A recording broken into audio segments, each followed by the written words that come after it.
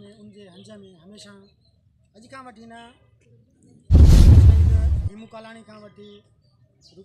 रुपले खां वठी करे शहीद बशीर खान खां वठी करे सदाई सिंध जीजल जे हंज में झोली में असांखे लथपथ उन्हनि सां रंगियल लाश मिलिया आहिनि। इहो थो सम्झां त इहो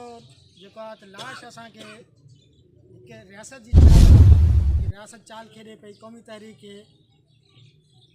टुकलाइण जे लाइ, लेकिन कॾहिं बि तव्हां हीअ त हिकु इरशाद राजाणी आहे पर अहिड़ा इरशाद राजाणी जा 100 या 1000 लाश ॾींदो पोइ बि असां पंहिंजे पूरे मुंहिंजो जदोजहद कान हटंदासीं न हटिया बि आहियूं। ऐं बाक़ी रही ॻाल्हि बेदर्दी सां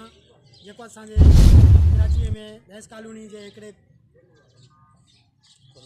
क़ौमी वर्कर असांजो जेको तहरीक जो डिवीज़नरी सदर हो उनखे इरशाद राजाणी खे बेदर्दी सां क़तल कयो वियो आहे। हिते जेको में इहा शइ न आहे त ॼाणनि था फोरू न हुयो, हुनखे 2 ॾींहं अॻु अगवा करे खणी करे वीगो ते आणे उते माना वीगे जे अंदरि ई हुन सां माना तशदुद करे पोइ हिते सरियाम अची हिनखे गोली असां सख़्तु लफ़्ज़नि में मज़मत कयूं था ऐं इहो मुतालबो कयूं था CM सिंध खां ऐं जेको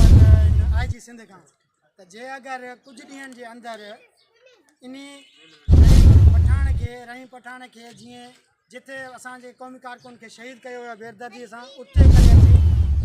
इन सां फाइक ॾेई न लटकायो वियो त असां साईं GM सैयद जी नज़रिए ते हलंदे उनजे नज़रिए सां माना इहो अदम तशदुद वारी वाट जे जदोजहद करे असां पाण जदोजहद खे अॻिते न त जेको हड़ताल जे मुंहुं तरफ़ जेको